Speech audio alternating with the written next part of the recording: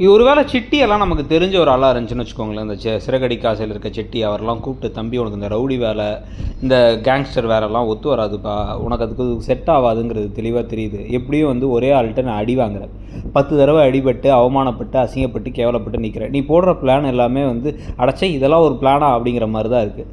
முத்துவை இத்தனை ஆட்கள் அடியாட்கள்லாம் வச்சு வந்து அவரை கொல்றதுக்கு பிளானுங்கிறது என்னென்னா வந்து அவரோட பிரேக் வேறு பிடுங்கி விடுறதான். சிட்டிக்குள்ளே தான் அவர் இருக்கார். அவர் சிட்டிக்குள்ளே மட்டும்தான் கேப் ஓட்டிகிட்டு இருக்கார். சிட்டிக்குள்ளார அதிகபட்சமாக அவங்களால வந்து பார்த்திங்கன்னா 60-70 கிலோமீட்டர் வேகத்தில் தான் போக முடியும். பிரேக்கே பிடிக்கல அப்படின்னாலுமே வந்து பைக்கில் வந்து ஒரு சிட்டிக்குள்ளார ஆக்சிடென்ட் ஆகிடுச்சின்னு கேள்விப்பட்டிருப்பீங்களே தவிர, காரில் பெருசாக ஆக்சிடென்ட் ஆகி ஒருத்தருக்கு உயிர் போகிற அளவுக்கு ஏதாவது சம்பவம் நடந்துச்சுன்னு கேள்விப்பட்டிருப்பீங்களான்னு பார்த்தா ரொம்ப கம்மியாக தான் இருக்கும். ரொம்ப கம்மியாக தான் இருக்கும். ஆனால் வந்து அதை ஒரு பிளானுன்னு போட்டு பிரேக் வேறு பிடுங்கி விட்டும் போதே நமக்கு தெரியும் இந்த இந்த டிராஃபிக் போலீஸ் அருணுக்கும் இவருக்கும் முத்துக்கும் இடையில ஒரு சீனுக்காக தான் இதை செய்கிறாங்க அப்படின்ட்டு.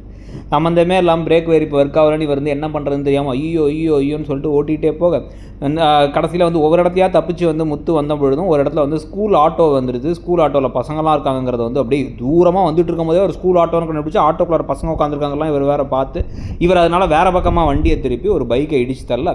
உடனே குடிச்சிட்டு தான் வண்டி ஓட்டியிருக்காரு போலன்னு அருண் பார்க்க ஐயோ இவனா அப்படின்னு இவர் பார்க்க இந்த காட்சியை வச்சு இவங்க 2 பேருக்குள்ள மோதல் என்ன அதிகரித்து இந்த மோதலுக்கெல்லாம் பிறகு இவர் அரெஸ்ட் பண்ணுறதோ இல்லை வந்து இவரை திருப்பி லைசன்ஸில் ஏதாச்சும் பிரச்சனை பண்ணுறதோ எல்லாத்தையும் பண்ணதுக்கு பிறகு கடைசியாக வந்து சீதாவுடைய அக்கா ஹஸ்பண்ட் இவர் தாங்கிறது தெரிய வர அப்போ பெரிய பிரச்சனையாக தன்னோட தொழிலை கெடுத்தாருங்கிற மாதிரி இவர் கோவப்பட அவர் உடனே வந்து என்ன இருந்தாலும் வந்து என்னுடைய யூனிஃபார்ம் போட்டால் நான் வேறு ஆள், யூனிஃபார்ம் கலட்டினா வேறு ஆள், முன்னாடிருந்தே அவருக்கு ஒரு பிஹேவியர் காமிச்சாங்கல்ல, அதை வச்சு நடக்கக்கூடிய பிரச்சனைகள் அப்படின்ட்டு கதை எங்கெங்கேயோ போகுதோன்னு தோணுது.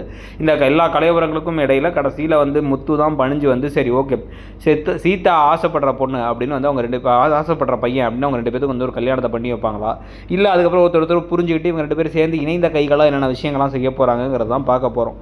ஸோ இதுதான் அடுத்த ஒரு போர்ஷனாக இருக்க போகுது, கொஞ்சம் நாட்டுக்கு வந்து முக்கியமான விஷயமா இருக்க போகிறதுக்கு. அதை பற்றி உங்கள் கருத்து என்னங்கிறத சொல்லுங்கள். கூடவே இந்த சீரியல் எப்படி போகுது, ரோகிணி மாட்டினதுக்கு பிறகு நீங்கள் எதிர்பார்த்த மாதிரி போகுதா, இல்லை இன்னும் அதே வீட்டில் தான் வச்சுட்டு நடக்கிற சம்பவங்களும் ரோகிணி இவ்வளோ ஈஸியாக வந்து சாவியை கொடுத்து வந்து இவரோட பிரேக் வேறு பிடுங்க வைக்கிற அளவுக்கு நம்ம விஷயங்கள்லாம் பண்ணுறதெல்லாம் பற்றி உங்கள் கருத்து என்ன, இந்த சீரியலை பற்றி உங்களுடைய ரேட்டிங் என்னங்கிறத கமெண்ட் செக்ஷனில் சொல்லுங்கள். தேங்க்யூ.